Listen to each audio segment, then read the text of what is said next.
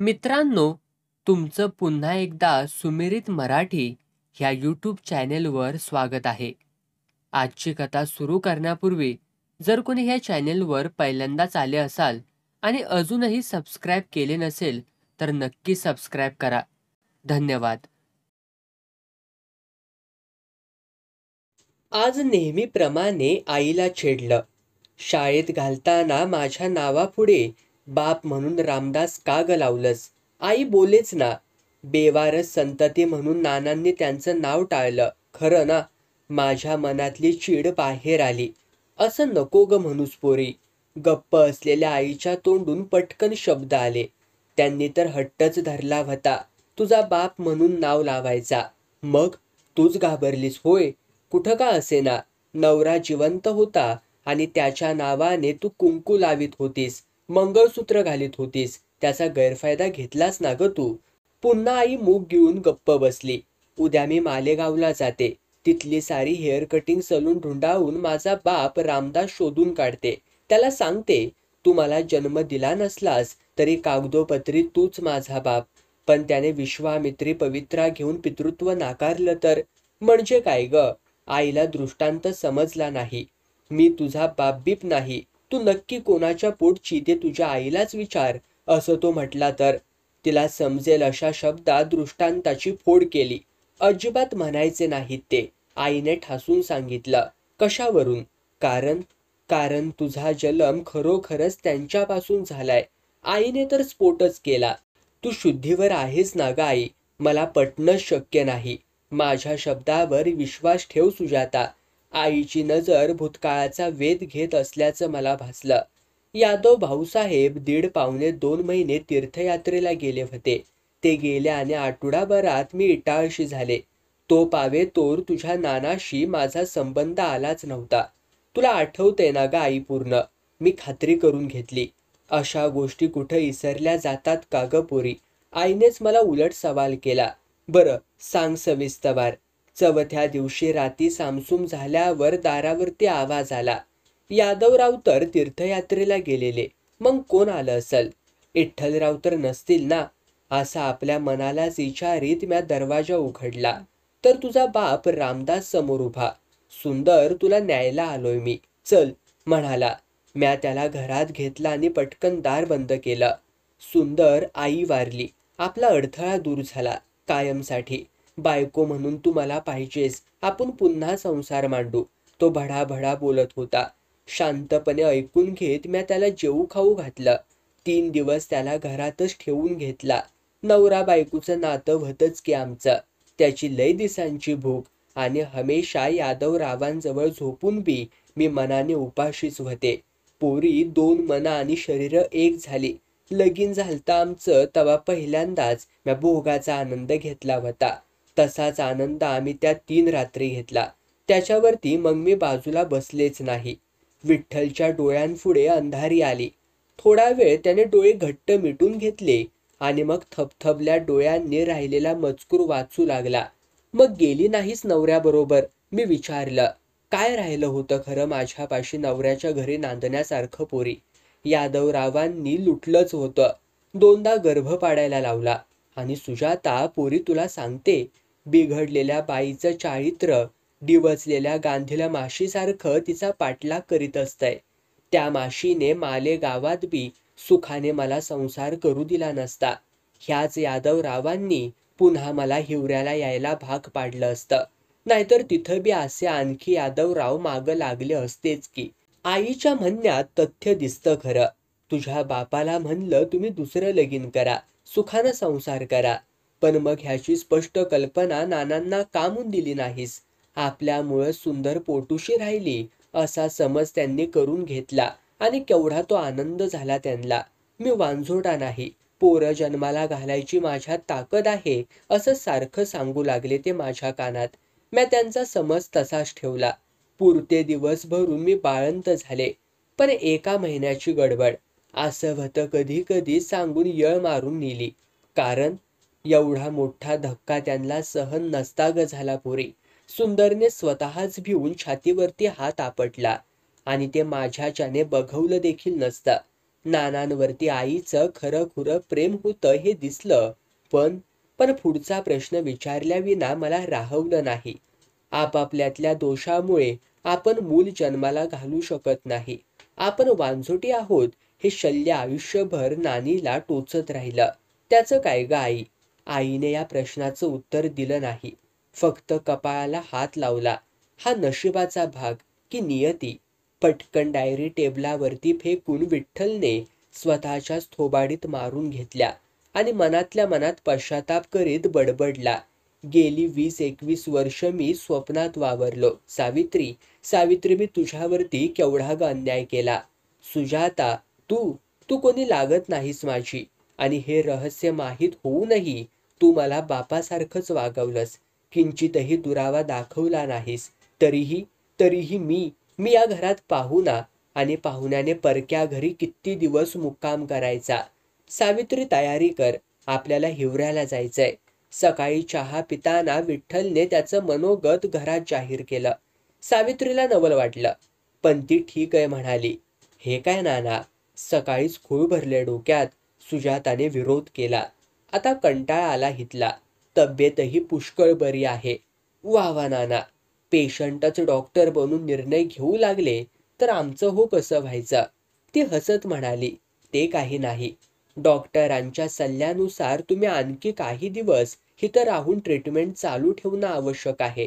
मी तुमची लेक म्हणून नव्हे, तर डॉक्टरांची प्रतिनिधी म्हणून तुम्हाला बजावते. तुमची लेक? विठ्ठलच्या मनात प्रतिध्वनी उमटत राहिले. मी डॉक्टर साहेबांना विचारतो, त्यांची परवानगी घेतो. विठ्ठलने आग्रह कायम ठेवला. डॉक्टर साहेब कालपासून रजेवर गेलेत बाहेर गावी. 4 दिवसांनी येतील, मग हवं तर विचारा त्यांना. निदान तात्पुरती सबब सापडल्याचं तिला समाधान झालं.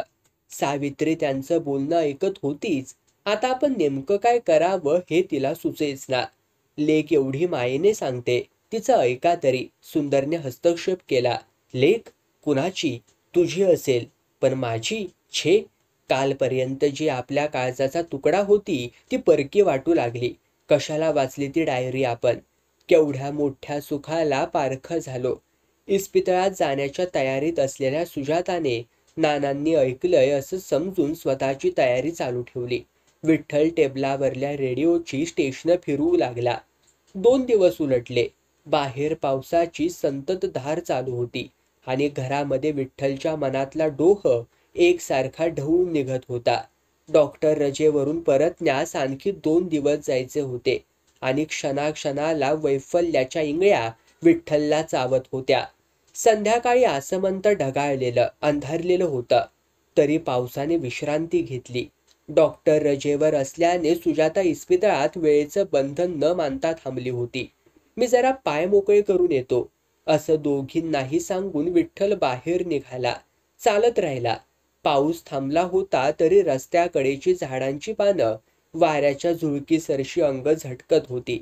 त्यांच्या अंगावरील पाणी विठ्ठल स्वतःच्या अंगावर घेत चालतच राहिला आणि आपण थेट कानड गावात पोचलो आहोत हे त्याच्या ध्यानात आलं.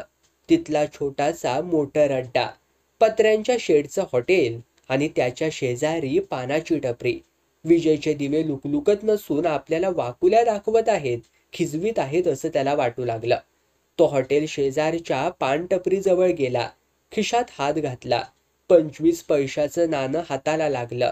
बाहेर काढू की नको या विचारात थोडासा वेळ गेला आणि मग पटकन हात खिशाबाहेर काढून त्याने नाणं टपरीवाल्याला दिलं. बिड्या द्या. बिडी पेटवून तो धूर सोडू लागला. तेवढ्यात एक मारुती कार तिथं येऊन थांबली. ड्रायव्हर उतरून पानटपरीकडे आला. कौन? विठ्ठल चाचा? त्याने आश्चर्याने विचारलं. वाह, साहेबांनी आत्ताच तुमची आठवण काढली होती. आपल्याच नादात असलेल्या बऱ्याच दिवसांनी धूम्रपानाची लज्जत चाखणाऱ्या विठ्ठलचं लक्षच नव्हतं. त्याने बिचकून ड्रायव्हरकडे बघितलं. साहेब? कोण? आपले सभापतीजी, अशोकराव. कुठे आहेत? ते काय गाडीमध्ये. उत्तर देत ड्रायव्हरने साहेबांसाठी सिगारेट पाकिट खरीदलं. दोघे जण गाडीजवळ आले. नमस्काराचे सोपस्कार झाले. व्हिजिटला साहेब? पार्टीला. कानडगावच्या सरपंचाकडं. खास मोहाच्या फुलांची. अर्थात तुम्हाला सांगून काही उपयोग नाही म्हणा. सभापती हसले. तुम्ही सुजाता लेकीच्या कडक नियंत्रणाखाली आहात ना? लेक? कुणाची? फसवणूक, घोर फसवणूक. हे सगळं विसरायलाच पाहिजे. कसला विचार करताय काका? कंपनी देणार का आम्हाला तुम्ही? विठ्ठल द्विधा मनस्थितीत होता. येतो साहेब तुमच्या संग. गुडगुड. अशोकरावांनी गाडीचं दार उघडलं आणि विठ्ठलला आत घेतलं. रात्र चढत चालली. घड्याळाचे काटे 11 वाजल्याचं ओरडून सांगू लागताच सुजाताचा धीर सुटला. तिचे नाना घरी परतले नव्हते. जंगलपट्टीतला मिट्ट अंधार, पावसाची संततधार, अशा वेळी बिळांतून बाहेर पडणारे, पाण्याच्या लोटात वाहणारे, सरपटणारे प्राणी यांच्या वेढ्यात तर नाना सापडले नाहीत ना. गेल्या 2 दिवसांपासून मौन पाळताहेत. गावी जायचा त्यांचा हट्ट आपण खोडून काढला म्हणून ते एकटेच तर गेले नाहीत ना तिकडं. का काही बरं वाईट? आता मला अडवू नकोस. मी निघाले त्यांना बघायला. सावित्री दाराजवळ आली. तुम्ही थांबा. सुंदरने सावित्रीला अडवलं. ह्या भागाची तुम्हाला माहिती नाही. मीच जाते, बघून येते. सुजाताने पटकन दरवाजा बंद करून ती बंद दाराला पाठ लावून उभी राहिली. दोघींकडे बघू लागली. एक पत्नी तर दुसरी प्रेयसी. दोघींच्याही चेहऱ्यावर नानांविषयी काळजी. स्त्री पुरुष संबंधाचा केवढा हा गुंता. तुम्ही दोघीही जाऊ नका म्हणून सांगितलं ना मी कितीदा. चौकीदाराला पाठवलंय मी नानांचा शोध घ्यायला. दोघी हतबल झाल्या.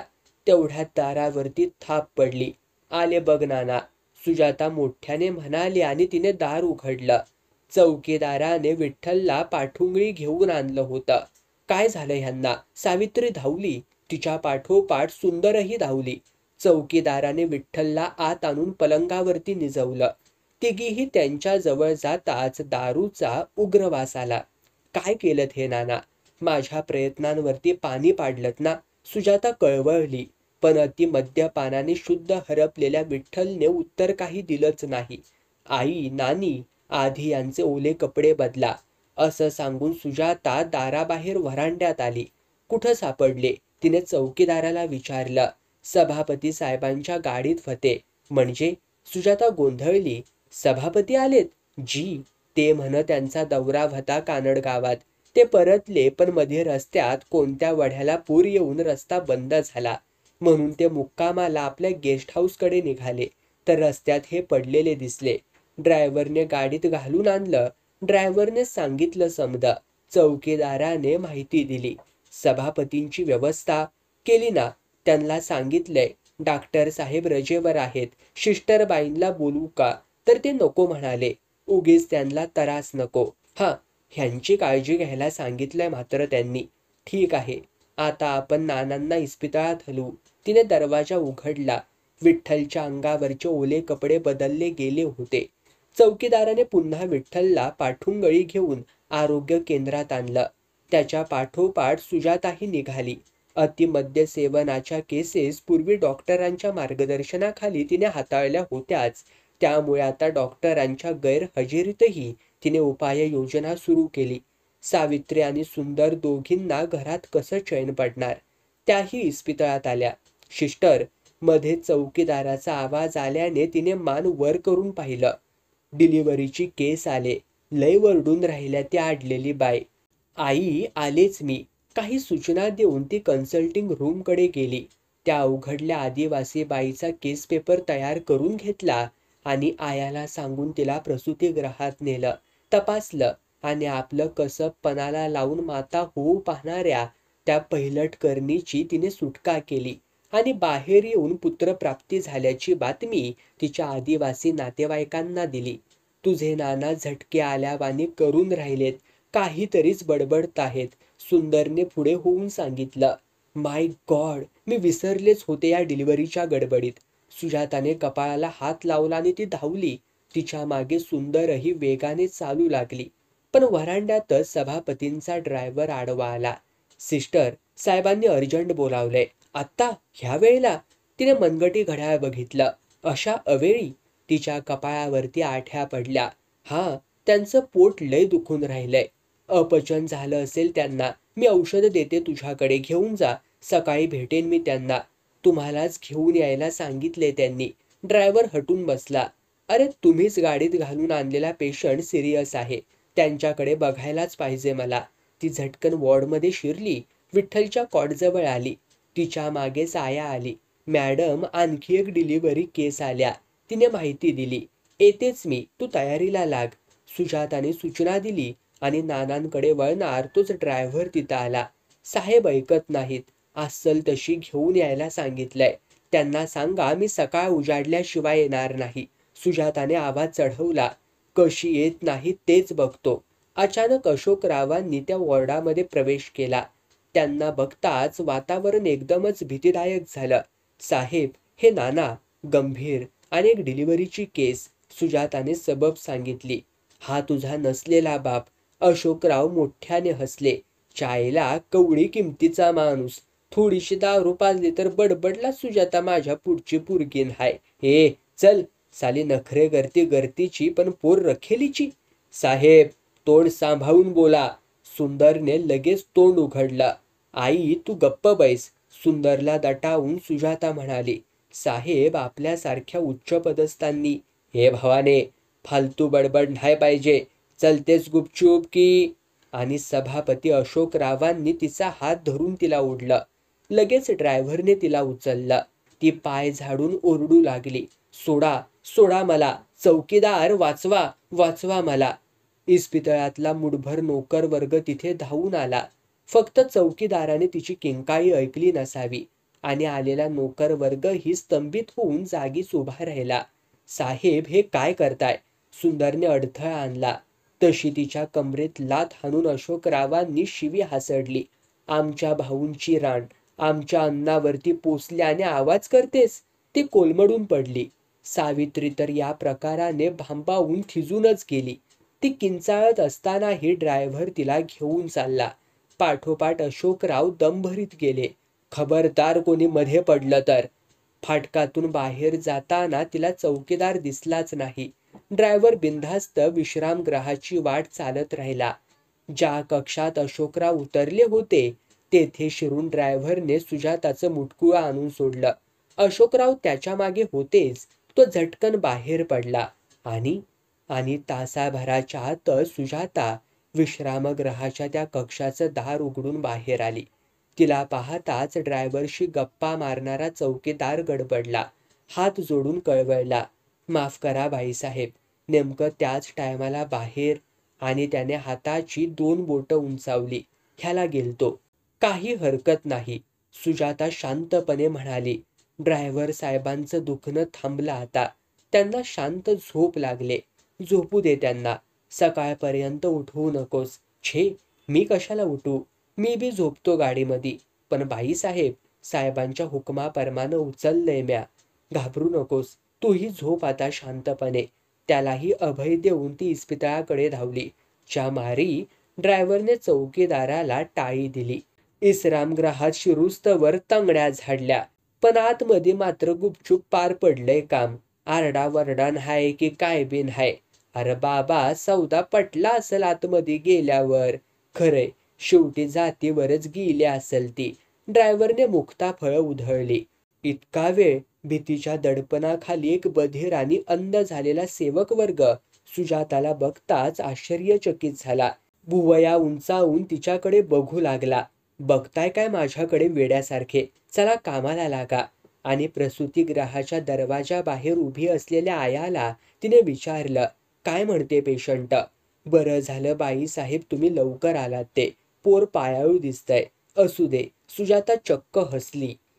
पायाळूच काय, आडवा आलेल्याला सुद्धा सरळ करायचं ठाऊक आहे मला. त्याचवेळी विश्रामगृहाच्या फाटकापाशी चौकीदाराने ड्रायव्हर समोर स्वतःच्या मिशांवरती ताव मारला आणि म्हणाला. ड्रायव्हर साहेब, तासाभरात तुमच्या गाडीतलं पेट्रोल संपलं. खरंय बाबा, पेट्रोल संपलं आणि लगेच इंजिन गार पडलंय. ड्रायव्हरही त्याच भाषेत बोलला. चायला इंजिनच भारी भरलं, पार झोपवलं. आणि खी खी करत ते हसले. सुजाता प्रसूतिगृहात कामाला लागली. काही वेळाने बाईची सुटका केली. पायाळू मूल जणू जगाला लाथा मारण्यासाठी जन्माला आलं. पुढली कामं आयांवरती सोपवून ती विठ्ठलच्या कॉटकडं धावली. एवढा भीषण प्रसंग ओढवला तरी ही बाई जणू काही झालंच नाही असं समजून काम करते, याचं इस्पितळातल्या साऱ्या जीवजंतूंना आश्चर्य वाटत होतं. लाथ बसून जमिनीवरती पडल्याने सुंदरचं सारं अंग ठणकत होतं. ती फरशीवरती पडून विव्वळत होती. तरी लेकीला पाहताच ती उठू लागली. म्हणाली, पोरी तुझी बी गत माझ्यासारखी. आई बोलू नकोस आणि उठूही नकोस, तिने बजावलं. नानी काय म्हणतात नाना? काहीतरी बडबडतात मधूनच. ठीक आहे, म्हणजे शुद्धीवर येत आहेत, मी बघते. विठ्ठल शुद्धीवर आला तेव्हा पहाटेचे 4 वाजले होते. त्या क्षणी आपण खूप थकल्याची तिला जाणीव झाली. आई, नानी, आता चिंता नका करू. नानी तुम्ही इथेच थांबा. आई तू चल घरी. तुझं अंग ठणकतंय ना, मी घरगुती उपाय करते. आईला हाताला धरून ती घरी आली. सुंदरला बैठकीच्या खोलीत निजवून कसलीशी गोळी दिली. कमरेवरती पाठीवरती बाम चोळलं. सुंदरला वाटलं लेकीला विचारावं, पण सुजाताचा चेहरा असा काही विचित्र दिसत होता की तिला तोंड उघडण्याची हिंमतच झाली नाही. सकाळी 7 वाजल्याच्या सुमारास विठ्ठलला जाग आली. डोळे उघडताच आपण आरोग्य केंद्रात कसे हेच त्याला कळेना. मान वळवून त्याने बाजूला बघितलं. अंगाचं मुटकुळं करून सावित्री झोपलेली दिसली आणि आदल्या दिवशीचीच एक एक घटना त्याला आठवू लागली. कानडगावची पार्टी रंगली. मनात डाचणारं दुःख आपण नशेत अशोकरावांपुढे उघडं केलं. सुजाताला आपण आपली लेक समजलो, पण ती रामदासची आहे. लगेच अशोकराव म्हणाले, शाळेला मग बरंच झालं की तुझा तिच्यावर काहीच अधिकार नाही. घराण्याच्या परंपरेने आमचाच तिच्यावरती हक्क आहे. आज रात्री गाजवणार आम्ही तो. तिला अंगाखाली घेतल्याशिवाय सोडणार नाही आज. आपल्याला मुळीच आवडलं नाही. अशोकरावाचा गळा घोटावासा वाटला. पण डोक्यात ही अशी जाऊन बसली की काहीच हालचाल करवेना आणि पुढचं काहीच आठवेना. विठ्ठल घाईने कॉटवरून उठला. सुजाताला बघण्यासाठी घराकडे पळत सुटला. दारावरची घंटी वाजताच दार उघडलं गेलं. समोर सुंदर दिसली. सुजाता कुठे? त्याने दारातच विचारलं. मागच्या खोलीत झोपले. रातभर जागरण झालंय तिचं.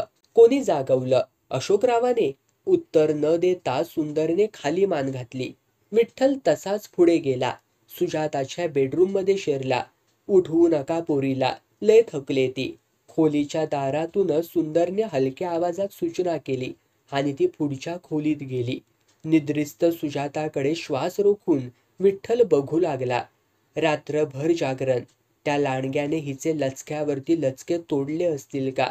पण हिचा चेहरा तर प्रसन्न दिसतो आहे. खिडकीतून आत आलेल्या कवळ्या सूर्यकिरणांनी हिचा चेहरा उजळून निघालाय. केवढा शांत आणि प्रसन्न वाटतोय हा चेहरा. अत्याचार होऊनही त्याची चिन्ह चेहऱ्यावरती नाहीत की जागेपणीच्या भावना झोपेत लुप्त होऊन माणसाचं मूळचं व्यक्तिमत्व जागृत होतं. विठ्ठल तिच्या उशाशी येऊन कॉटच्या कोपऱ्यावरती टेकला आणि त्याच्या नजरेने टिपली ती वस्तू, सुजाताची डायरी.